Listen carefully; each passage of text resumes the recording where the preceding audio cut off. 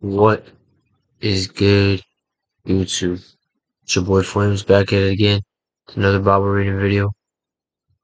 And today, I'm about to be reading out of Samuel chapter 4. Without further ado, man, let's get right to it. 1 Samuel chapter 4. Okay, so in the first two chapters, we learned about kind of Samuel's birth and how there was a curse put on um the descendants of Eli besides Samuel. And then the Lord shared that with the curse that's going to happen, which is them dying all pretty much at once. It's going to happen. He revealed that to Samuel. And then here's kind of like the aftermath of that. So yeah.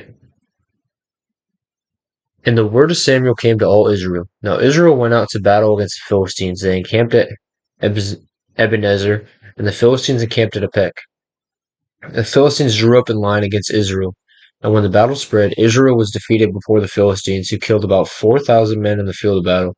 And when the people came to the camp, the elders of Israel said, "Why has the Lord defeated us today before the Philistines? Let us bring the ark of the covenant of the Lord here from Shiloh, that it may come among us and save us from the power of our enemies." So the people set to Shiloh and brought from there the ark of the covenant,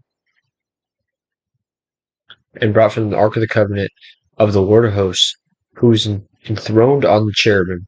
And the two sons of Eli, Hophni and Phinehas, were there with the ark of the covenant of God. As soon as the ark of the covenant of God came into the camp, all Israel gave a mighty shout, so that the earth resounded.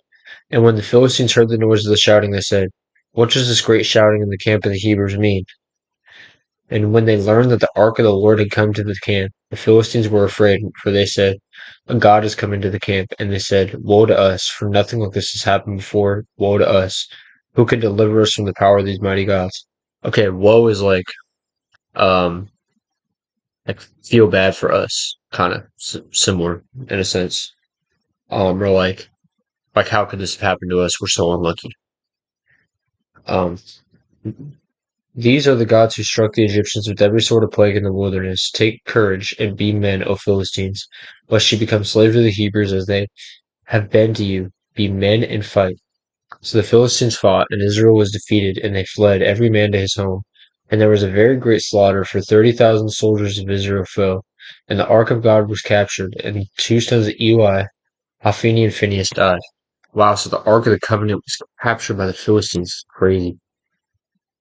The death of Eli. A man of Benjamin ran from the battle line and came to Shiloh the same day, with his clothes torn and with dirt on his head. When he arrived, Eli was sitting on his seat by the road watching, for his heart trembled for the ark of God. And when the man came into the city and told the news, all the city cried out. When Eli heard the sound of the outcry, he said, "What is this uproar?" Then the man hurried and came and told Eli. Now Eli was 98 years old. Jeez. And his eyes were set so that he could not see. And the man said to Eli, "I am he who has come from the battle. I fled from the battle today." And he said, "How did it go, my son?"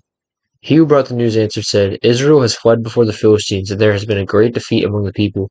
Your two sons also, Hophni and Phinehas, are dead, and the ark of the God has been captured." As soon as he mentioned the ark of God, Eli fell over backwards from his seat by the side of the gate, and his neck was broken, and he died. For the man was old and heavy. He had judged Israel 40 years. Wow, he was so appalled by that that he fell back and died. Like, that's crazy. Now his daughter-in-law, the wife of Phinehas, was pregnant, about to give birth, and when she heard the news that the ark of God was captured, and that her father-in-law and her husband were dead, she bowed and gave birth, for her pains came upon her. And about the time of her death, the woman attending her said to her, "Do not be afraid, for you have borne a son." But she did not answer or pay attention. She named the child Ichabod,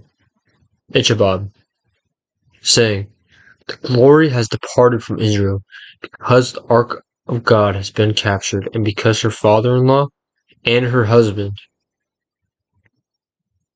And she said, "The glory has departed from Israel, for the ark of God has been captured." So the ark of the covenant was clearly very, very important to them, and it was a direct gift from God, and they held it high, um, to a high standard, and even today, it's probably, even though people don't know where it is, if it, or it might have been melted down into gold, I don't know. But if it still is, somewhere today, it would be priceless. Like there would be no price. Um, but yeah, that is the end of this chapter. And I will catch y'all tomorrow. I appreciate y'all for watching. Thank y'all so much. I love you. And yeah, I'm gonna see y'all tomorrow. Peace.